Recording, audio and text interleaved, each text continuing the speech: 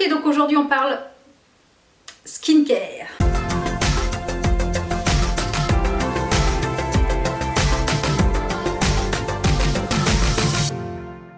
Allez, donc aujourd'hui je vais vous présenter 5 tops et 5 flops dans la catégorie soins du visage et des cheveux, enfin soins quoi, tout court. Et c'est parti, on commence tout de suite avec mes 5 favoris. Alors, je reprends ma petite liste.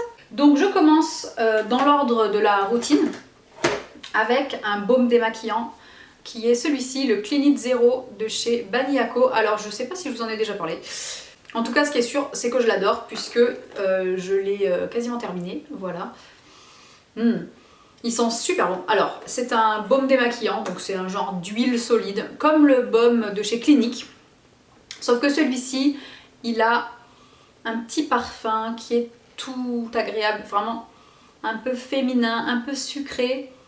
Voilà, dans ce pot rose tout à fait charmant. Ça démaquille super bien, ça fond, c'est pas trop gras, ça démaquille bien, ça pique pas les yeux et surtout ça se rince trop facilement, ça laisse un peu la peau, il y a des petits acides de fruits dedans donc c'est très légèrement exfoliant. Il est génial ce baume démaquillant, j'en ai un autre dans mon tiroir. Je sais pas si je vais le sortir tout de suite parce que là j'ai commandé le dernier qui est sorti chez Sephora il y a quelques jours. Donc celui-là il me reste une ou deux, ouais, peut-être qu'une utilisation et après je passerai à celui de chez Sephora. Mais alors il est génial et je l'ai déjà recommandé, j'en ai un d'avance. Ça j'adore, hein, je vous le recommande vraiment si vous passez une commande sur YesStyle, un de ces 4, et que vous voulez tester un baume démaquillant qui est génial.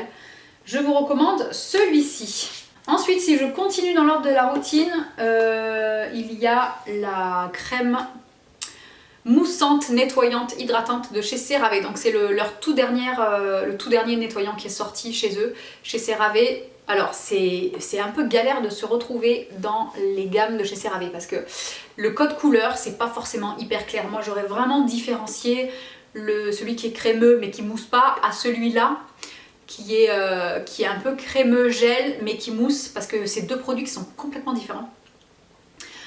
Et alors celui-ci il est vendu comme étant démaquillant mais moi je m'en sers comme nettoyant. Il est vraiment génial parce qu'il a une texture crémeuse, un peu gel mais qui mousse et qui est super agréable. Moi j'ai pas eu de soucis avec, j'ai pas eu de soucis d'irritation, voilà, je le trouve vraiment super bien, je l'utilise matin et soir comme vous pouvez le voir, hein, je l'ai vraiment bien utilisé. Ça fait un petit moment que je l'ai, hein, donc vraiment je l'aime beaucoup. Et quand j'aurai terminé tous les autres nettoyants que j'ai ouverts en même temps, mais que j'aime moins, je le rachèterai je pense.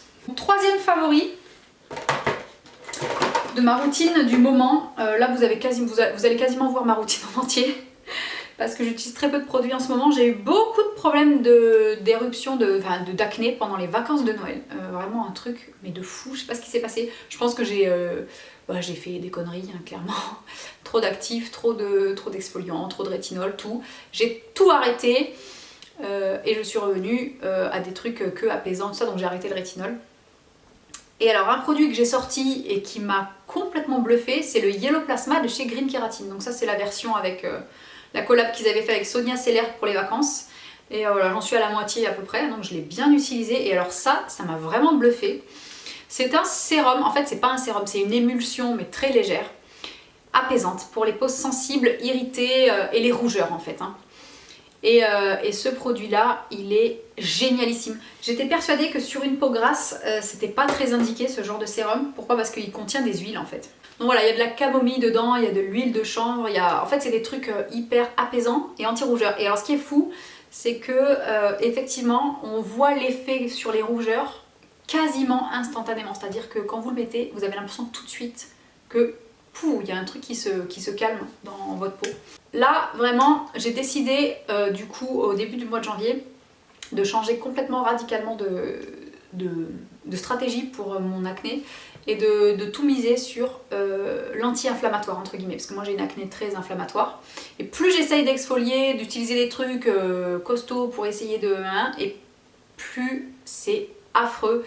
C'est-à-dire que dès que j'utilise un truc irritant, j'essaie de traiter l'acné uniquement, enfin pas uniquement mais en grande partie sur la composante inflammatoire du truc. Et alors ça c'est génial, donc même si vous avez une peau grasse acnéique et tout, vous pouvez trouver un bénéfice à ce produit là. Donc je suis partie au début du mois de janvier avec une peau mais défoncée, qui était sensibilisée, qui était vraiment...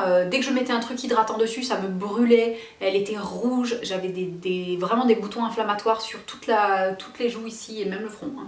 C'était sympa. Et ça a vraiment contribué, avec le deuxième produit que je vais vous présenter juste après, ça a vraiment contribué à refabriquer ma barrière cutanée et à re-rendre ma peau vraiment voilà, moins sensibilisée, moins irritée, etc. Donc ça a désenflammé les boutons, ça a apaisé les rougeurs, ça hydrate, c'est un peu nourrissant parce qu'il y a un petit peu d'huile à l'intérieur. Mais c'est un sérum qui n'est pas du tout gras quand on l'utilise. C'est ça qui est fou, c'est qu'il est vraiment... vous voyez, à lui tout seul, je peux peut-être pas le mettre parce qu'il n'est pas assez hydratant, vous voyez.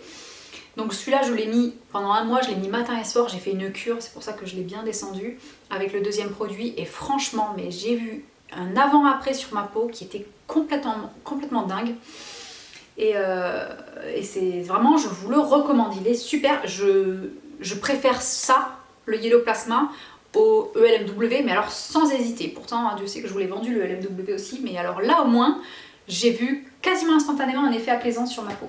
Et ensuite, il faut que je vous parle d'un soin. Je vous l'ai vendu sur Instagram déjà, mais je vous l'ai recommandé, je vous ai fait des photos avant-après, je vous mettrai une incruste ici pour vous montrer. Donc quand j'ai commencé, quand je suis revenue des vacances du mois de janvier, j'avais vraiment... j'ai encore quelques cicatrices et tout ça, et j'ai encore 2-3 trucs à régler, hein, mais ça va mais tellement mieux.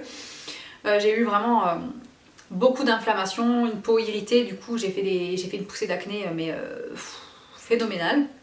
Je suis allée voir mon docteur. Mon médecin, et je lui ai dit écoutez, donnez-moi un truc parce que là je n'en peux plus, je ne sais plus quoi faire, j'arrivais pas à m'en sortir.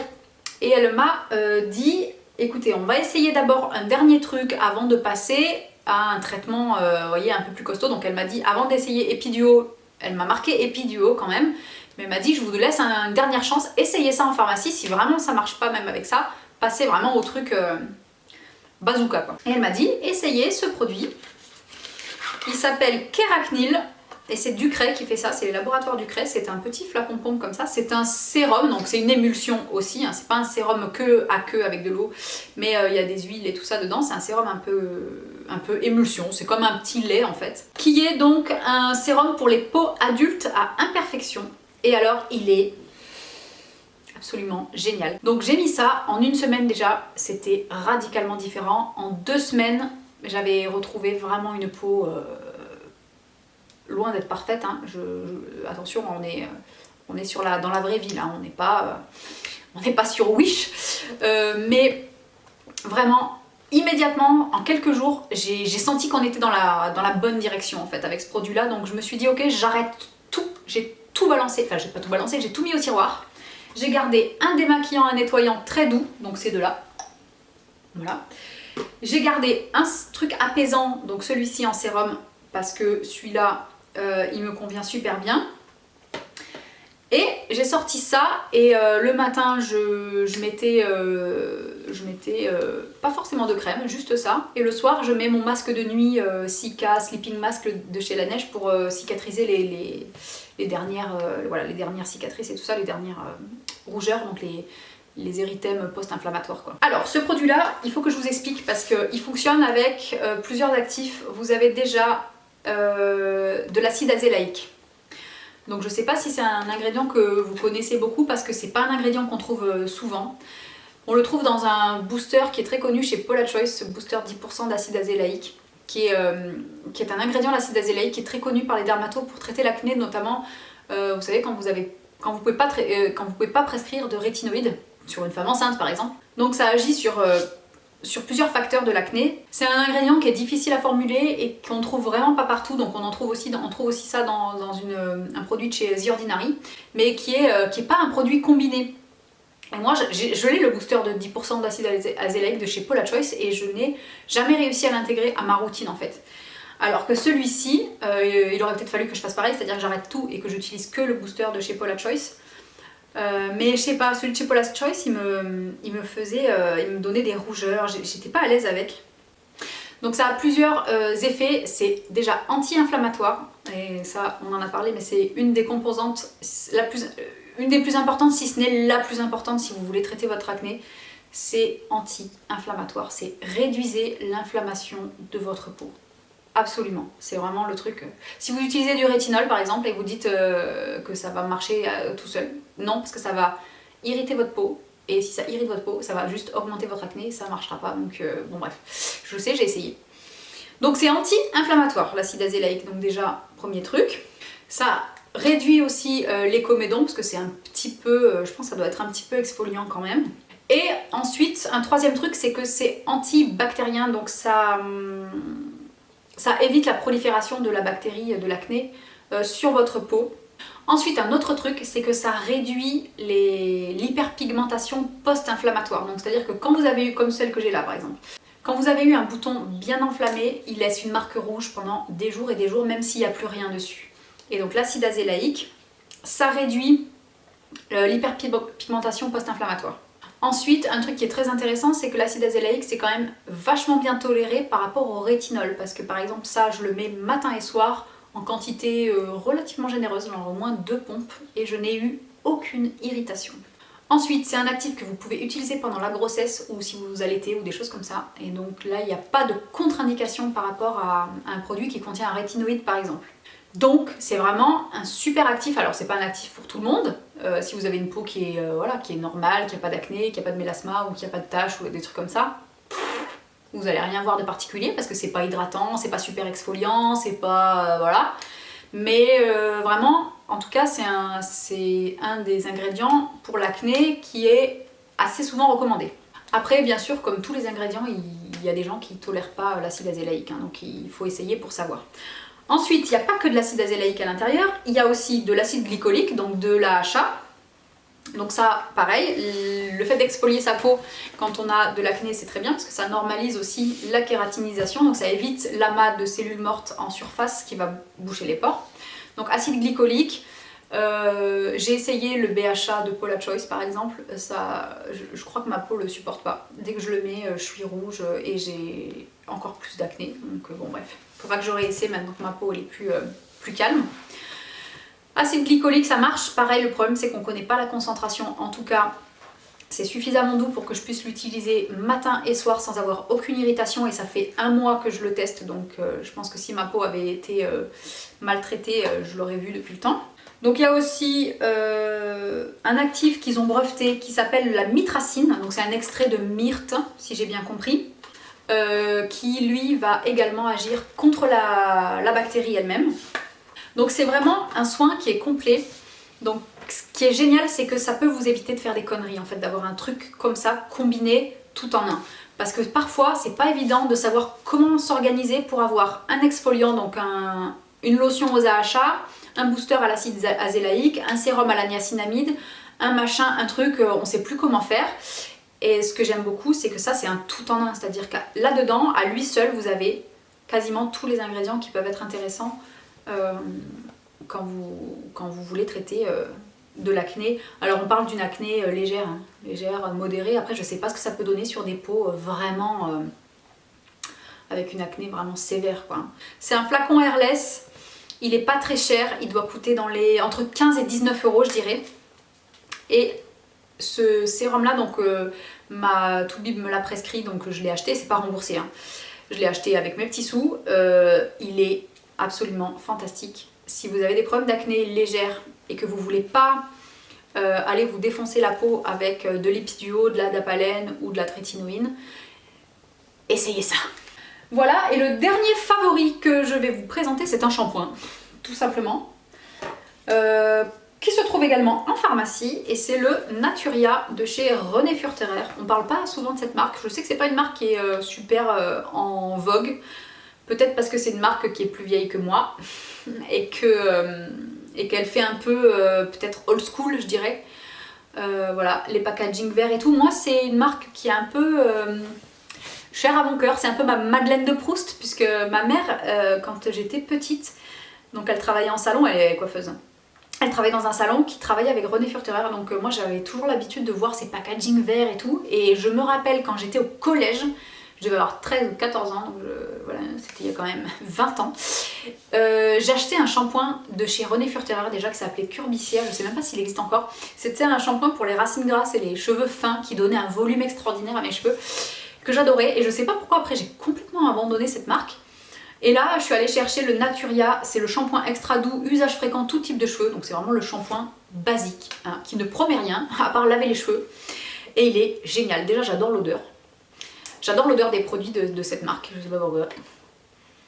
J'adore l'odeur, pourtant ça sent le shampoing de coiffeur, je sais pas si vous voyez ce que je veux dire. Il est très léger, il fait une mousse vraiment très légère. Il mousse super bien mais il fait une mousse hyper légère. Il se rince bien, il laisse aucun résidu, il fait les cheveux hyper légers et surtout hyper doux. Il n'y a presque pas besoin de... Je l'utilise même sur les enfants parce qu'il fait vraiment un effet très léger. J'adore ce shampoing, il n'est pas du tout irritant, on n'a pas le cuir chevelu qui gratte. Et il est génial, et en plus il est pas cher. Je l'utilise en alternance avec la crème lavante de chez Galiné que je vous ai présentée il n'y a pas longtemps, que j'aime vraiment beaucoup aussi. Bon, allez, on passe au flop parce que c'est vachement plus drôle. Le premier flop, je l'ai pas avec moi parce que je l'ai offert à une copine pour éviter qu'il se périme et que voilà, qu'il se perde quoi, parce que j'aime pas gaspiller, hein, je voulais pas le jeter.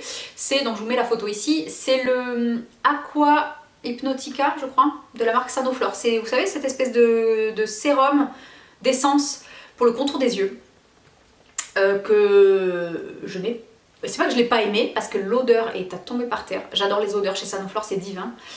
C'est hyper recherché, travaillé, c'est sophistiqué, mais en même temps un peu naturel. Bon bref, frais, tout ce qu'on aime. J'adore les odeurs chez Sanoflore, donc ça j'ai bien aimé. Mais par contre, j'ai pas trouvé pratique ni le packaging, ni... En fait le truc c'est que maintenant que j'ai une... Quand j'avais sorti... Là en ce moment j'ai mis une petite pause parce que je voulais voir si l'acide hyaluronique ça me donnait des rougeurs ou pas. A priori ça dépend lesquels, mais le Adalabo, le bleu que je vous ai présenté, que j'ai en grosse bouteille, lui il est top, il est parfait, et sur le contour des yeux je trouve qu'il est super bien. Et en fait je n'ai pas réussi à intégrer ce produit dans ma routine, ça ne fait rien, ça n'hydrate pas plus mon contour des yeux. Moi j'ai vraiment trouvé aucun bénéfice à ce produit là. En plus ça fait une étape en plus alors que j'ai déjà l'essence sur le reste du visage que je remonte autour des yeux et ça fonctionne super bien. Donc vraiment, c'est pas qu'il est mauvais ce produit, il est même plutôt bien, plutôt bon, mais moi je l'ai trouvé inutile dans ma routine en fait. Donc plutôt que de le laisser dans un coin et de pas m'en servir, je l'ai offert à quelqu'un. Voilà, ensuite, deuxième flop, on est chez Caudalie et c'est l'essence concentrée éclat Vino Perfect. Donc c'est une essence à l'acide glycolique, je crois, si je me trompe pas. Et je l'ai pas du tout aimé. Alors, je l'ai essayé il y a un petit moment, faudrait peut-être que je reteste, mais je l'ai trouvée trop irritante pour ma peau en fait. Déjà, elle est hyper chère. Donc c'est une essence à base de l'eau de raisin là, de chez Caudalie. Il y a aussi de la glycérine et de l'acide glycolique. Donc en fait c'est une petite essence exfoliante quoi. Mais je l'ai pas aimée, elle m'a irrité la peau, elle m'a donné des rougeurs, peut-être qu'il y a trop d'huile essentielle dedans ou je sais pas quoi, ou voilà, ou la concentration, je sais pas. Il y a un truc qui m'a pas... ma peau était pas contente. Alors que je supporte très bien l'acide glycolique a priori, puisque j'ai aucun problème dans cette formule ici. Mais celui-ci, je peux pas vous le recommander, je l'ai pas aimé, je pense que je vais l'offrir à une amie aussi. Ensuite, un autre produit de chez Ducray, qui est du coup dans mes flops cette fois-ci. C'est le Ikerian crème émolliente kérato réductrice. C'est une crème pour le corps. On voit pas très bien à cause de la lumière. C'est une crème pour la kératose en fait. Hein. Vous savez, la kératose pilaire. Quand vous avez des petits... comment dire, que vous avez la peau un peu rugueuse en fait quand elle est trop sèche. Et j'ai acheté ça parce que vous savez que j'ai testé celle de chez CeraVe, celle-ci que je n'aime pas, puisque je trouve la texture trop collante en fait, c'est surtout ça que j'aime pas. Et en plus elle n'est pas hyper efficace. Mais bon, je l'utilise, hein, je la descends petit à petit, mais c'est un peu compliqué, j'ai du mal à l'utiliser parce que je l'aime pas. Et du coup je me suis dit je vais tenter celle-là, et bien figurez-vous que celle-ci je l'aime encore moins.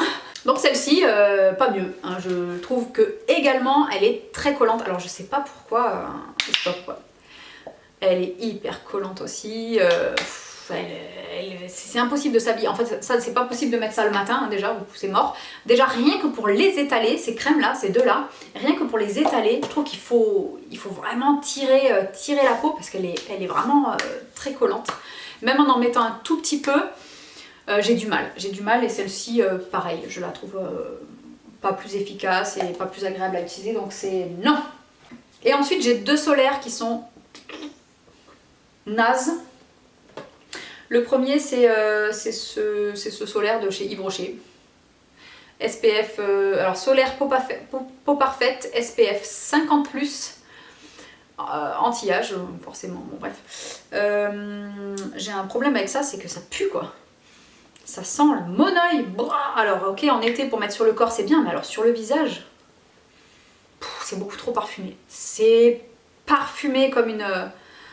on dirait un parfum pas chic de monoeil cheap. Enfin bref, c'est pas top. En plus elle est hyper grasse. C'est parfait pour ma peau grasse.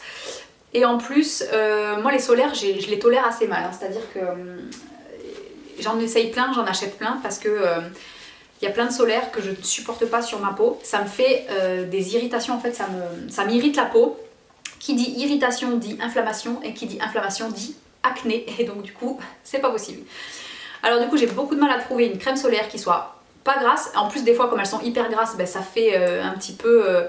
ça augmente encore le gras voilà, de ma peau. Et ma peau, elle n'est pas du tout. Hein. Elle est pro-acnéique, c'est une catastrophe. Souvent, je mets des solaires et le soir, j'ai plein de petits... boutons blancs, vous voyez, des petits trucs, et en plus elle est rouge et elle est pas confortable, enfin bref, ça va pas du tout. Et celle-là, ça va pas du tout. En plus, elle est trop parfumée, donc je la garde, je vais pas la jeter et je l'utiliserai sur le corps hein, cet été, sur les bras, sur le décolleté, ça va. Mais alors sur le visage, c'est pas possible. Elle est vraiment ultra parfumée, c'est un enfer. Et ensuite, un solaire également de la marque Comfort Zone, qui est plein. C'est la Water Soul Eco Sun Cream. Donc c'est une crème solaire SPF 50 résistant à l'eau que j'avais reçue dans mon beauty bag. J'avais commandé sur le site. Merde, c'est quoi ce site? Genre Oh My Cream, mais un autre truc green écolo là. Comment c'est Botimist. J'avais commandé une espèce de pochon avec plein de produits découvertes. Je n'en ai aimé aucun, c'est bien simple. Vraiment pas du tout. Il y avait le sérum à l'acide hyaluronique de chez Evolve, j'ai pas aimé. Il y avait un shampoing solide que j'ai bien aimé qui sentait hyper bon, mais je rachèterai pas parce que j'aime pas les shampoings solides. Je trouve que c'est pas pratique et ça dégueulasse vraiment la douche. Il y avait... en fait, voilà, il y a rien qui m'a vraiment plu, mais alors ce solaire là, il est abominable, c'est bien simple. Donc le principe c'est que c'est un solaire qui ne contient pas de filtre chimique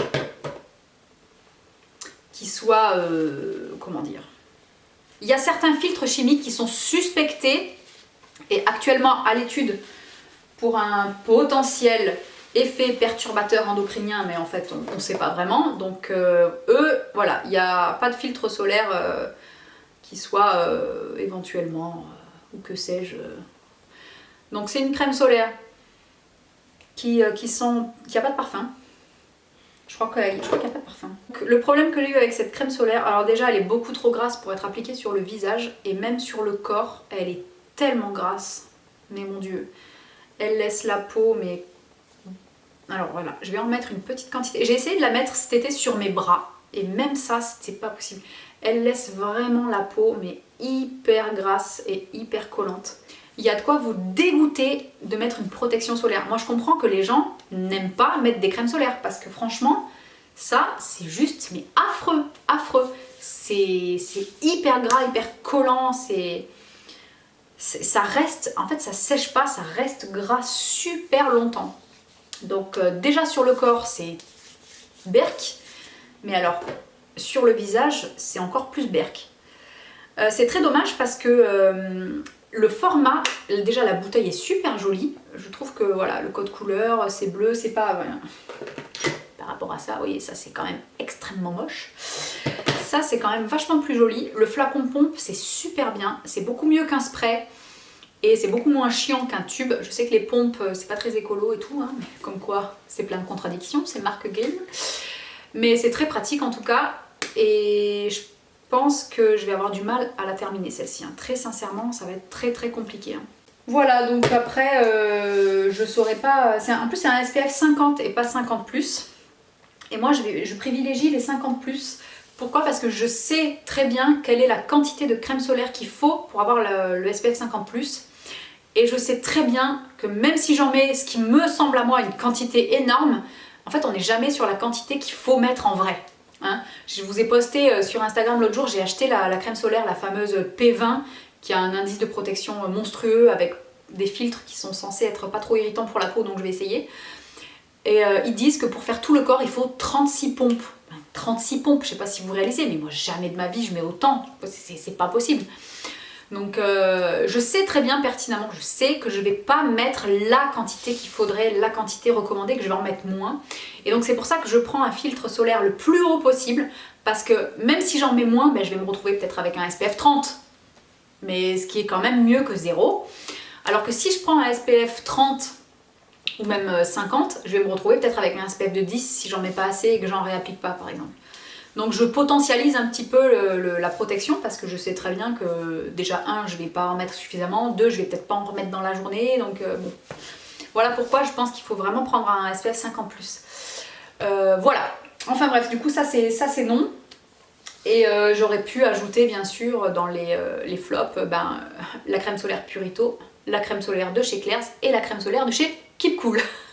Voilà, 3 achats solaires parfaitement inutiles puisqu'ils ont a priori un SPF qui est au ras des pâquerettes à côté de ce qu'ils ont annoncé. Donc ça c'est quand même très embêtant. Et du coup je suis repartie en quête de solaire que j'aime bien. Il y a quand même la Bioderma, la Cica Bio SPF 50+, que j'aime bien, que j'ai portée pendant l'hiver là, qu'on est allé à la montagne. Il y a celle de chez SVR que j'aime bien, la Cica Vit Plus et la Sebia Clear. Et donc là j'ai acheté la P20 pour tester, mais je suis toujours en quête de vraiment un solaire qui soit agréable à porter, qui graisse pas la peau, on peut se maquiller bien par dessus et qui me donne pas d'acné et pas d'inflammation et pas d'irritation. Ça c'est... J'ai l'impression d'être le roi Arthur à la quête du Saint Graal. Voilà. Donc voilà pour mes découvertes et déceptions en matière de soins. Donc voilà, j'espère que cette petite sélection vous aura plu. N'hésitez pas à partager en commentaire vos avis si vous avez testé ces produits, parce que c'est pas parce que ça marche sur moi ou que ça marche pas que ça marchera pas sur d'autres personnes, donc c'est bien d'avoir plusieurs avis sur un même produit. Donc mettez en commentaire pour les autres, posez vos questions et sur ce je vous dis à très bientôt dans une prochaine vidéo. Bye!